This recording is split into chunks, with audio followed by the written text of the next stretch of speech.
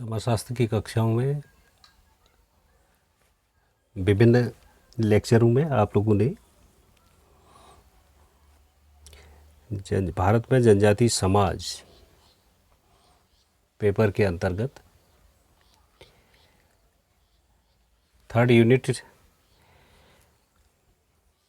के सिलेबस में जनजातीय विवाह हमने प्रारंभ किया था,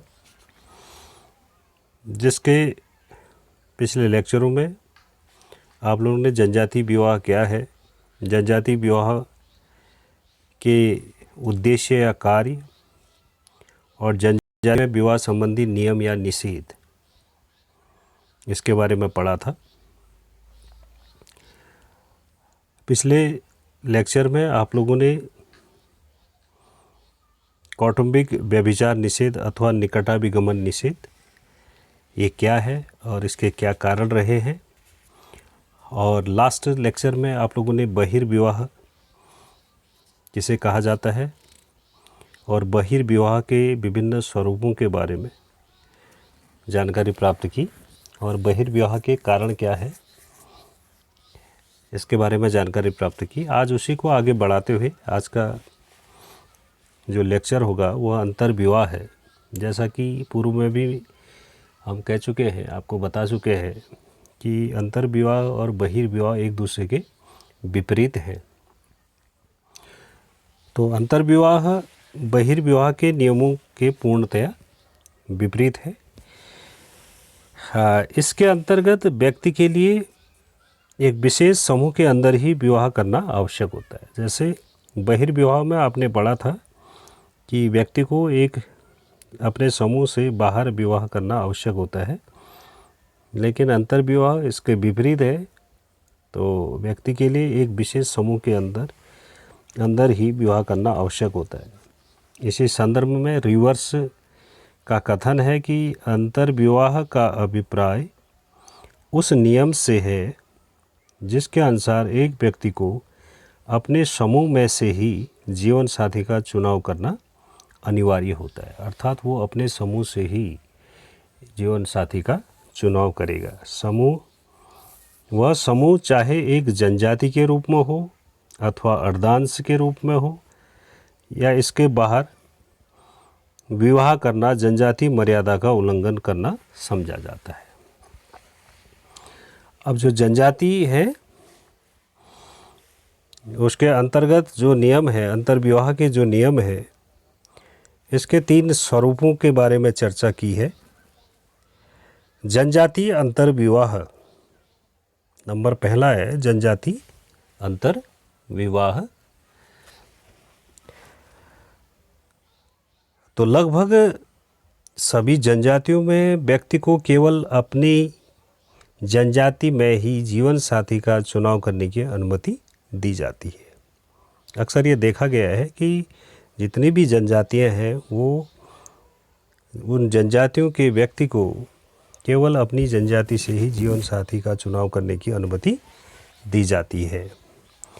जैसे कोरवा जनजाति में यह नियम इतना सार्वभौमिक है कि एक सर्वमान्य परंपरा के रूप में कोई भी व्यक्ति इसका उल्लंघन नहीं कर सकता है। कोरवा एक जनजाति है, उसमें ये नियम है कि कोई भी व्यक्ति अपनी जनजाति में ही जीवन साथी का चुनाव करेगा और उससे बाहर उसको अनुमति नहीं दी जाती है। दूसरा जो स्वरूप है अर्धांश अंतर्विवाह। यदि एक जनजाति के सभी गोत्र 2 बड़े बड़े भागों में संगठित होते हैं तब प्रत्येक भाग को एक एक अर्धांश कहा जाता है। जो उनके जो गोत्र हैं वो 2 बड़े बड़े भागों में अगर संगठित हैं तो प्रत्येक भाग को एक अर्धांश कहा जाता है। अर्धांश अंतर्विवाह का नियम यह है कि व्यक्ति के लिए अपने गोत्र के सदस्य को छोड़कर अपने ही अर्धांश के किसी सदस्य से विवाह करना आवश्यक होता है। अपने गोत्र के सदस्य को छोड़कर अपने ही अर्धांश के किसी सदस्य से विवाह करना आवश्यक होता है।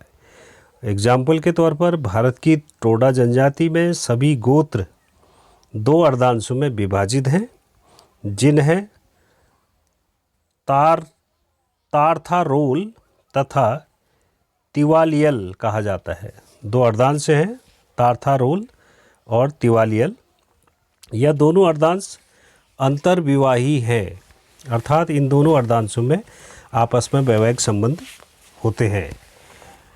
इसी तरह जो भील जनजाति है उसमें उजले भील और मैले भील दो प्रमुख भागों में ये विभाजित हैं और दोनों समय पूर्णतया अंतर्विवाही हैं। अर्थात कहने का मतलब यह है कि जो उजले भील है और जो मैले भील है उन दोनों में आपस में वैवाहिक संबंध होते हैं। इसी प्रकार से तीसरा जो प्रकार था क्षेत्र अंतर्विवाह। कभी कभी एक जनजाति 2 या 3 क्षेत्रों में विभाजित होती है तथा उस जनजाति के प्रत्येक व्यक्ति के लिए केवल अपने ही क्षेत्र से संबंधित व्यक्ति से विवाह करना आवश्यक होता है।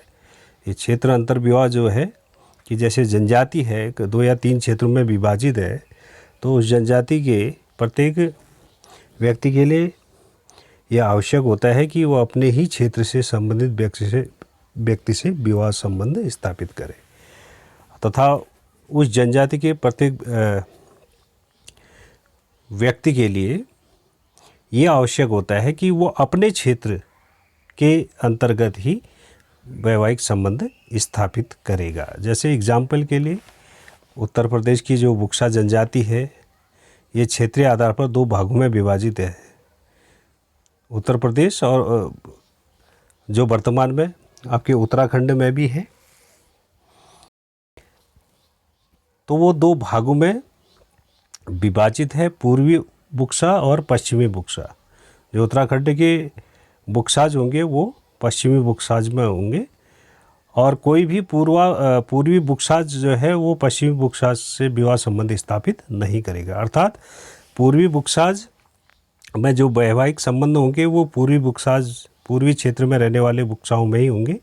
इसी प्रकार से पश्चिमी जो बुक्साज हैं उनके वैवाहिक संबंध पश्चिमी क्षेत्र में रहने वाले बुक्साओं के साथ ही होंगे।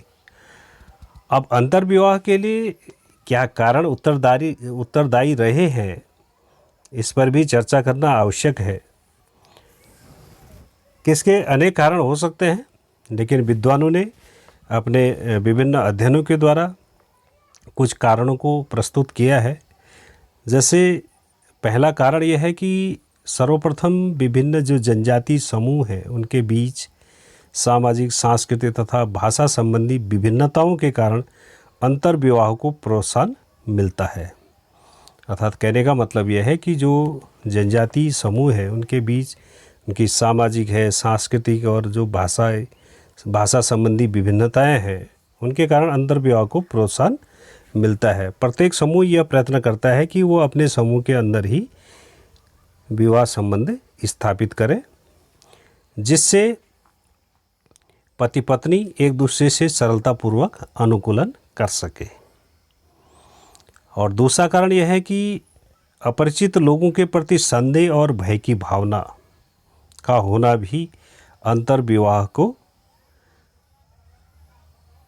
आगे बढ़ाने का कार्य करता है। जनजातियों का एक और समूह अन्य समूह से अधिक संपर्क नहीं होता है तथा साथ ही उन्हें यह भी भय रहता है कि दूसरे समूह अपनी जादुई क्रियाओं के द्वारा उन्हें कोई हानि न पहुंचा दे। तो इसका एक कारण ये भी रहा होगा कि उनमें दूसरे समूह के प्रति या अपरिचित लोगों के प्रति संदेह और भय की भावना उत्पन्न हो। और जो तीसरा कारण है भौगोलिक पृथकता के कारण अधिकांश जो जनजाति समूह है आज भी एक दूसरे से पृथक है।